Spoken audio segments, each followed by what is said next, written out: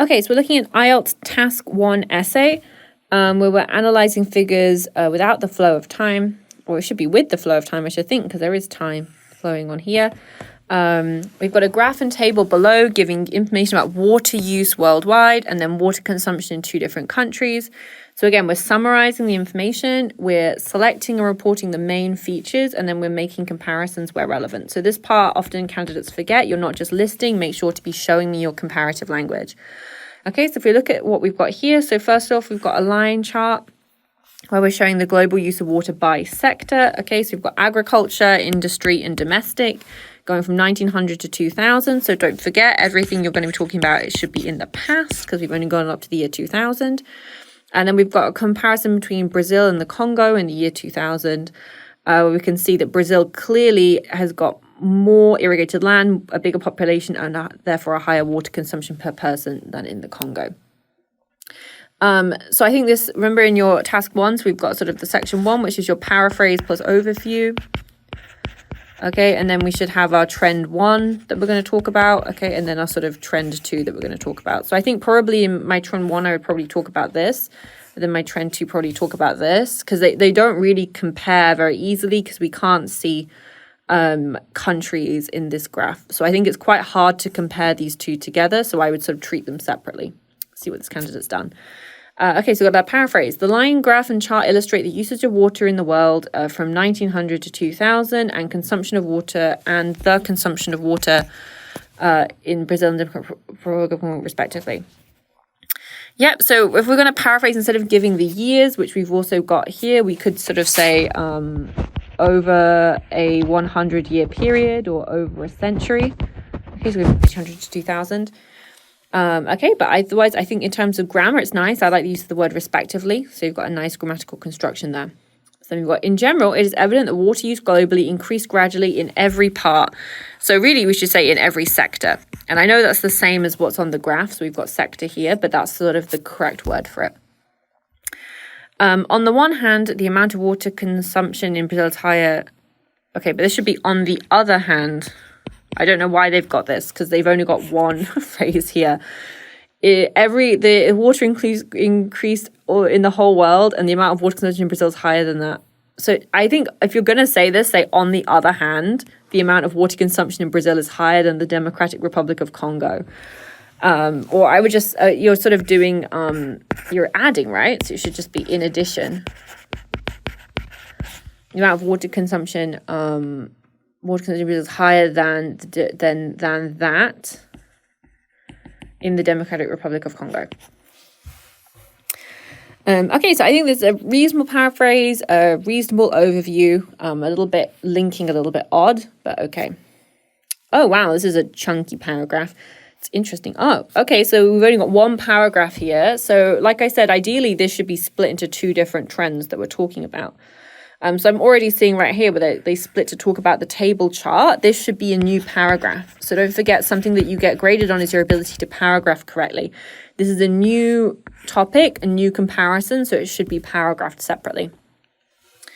So looking at details, looking in detail, one can see that water use in agriculture was ranked in first place over the period given.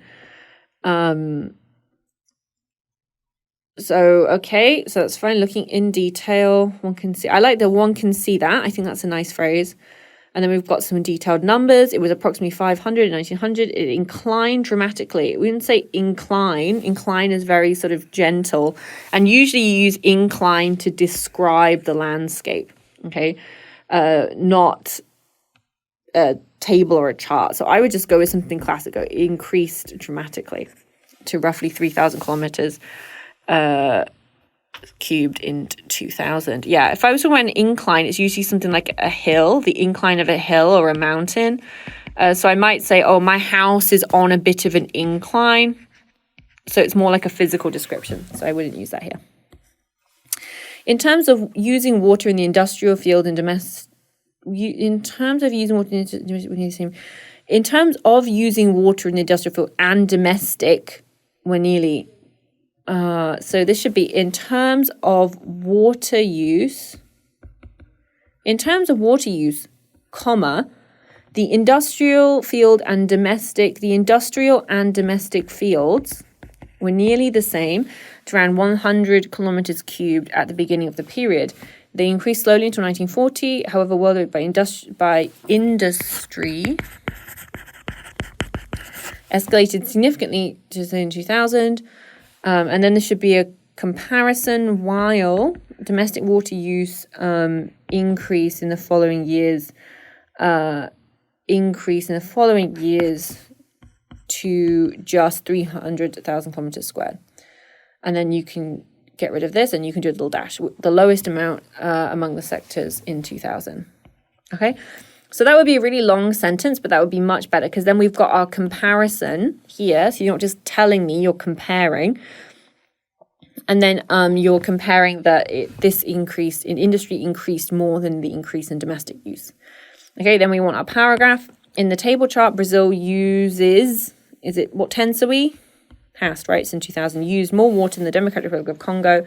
Interesting, one person in Brazil consumed of water, which is about, I'll just go to that and say about 45 times the water used per person in the Democratic Republic of Congo.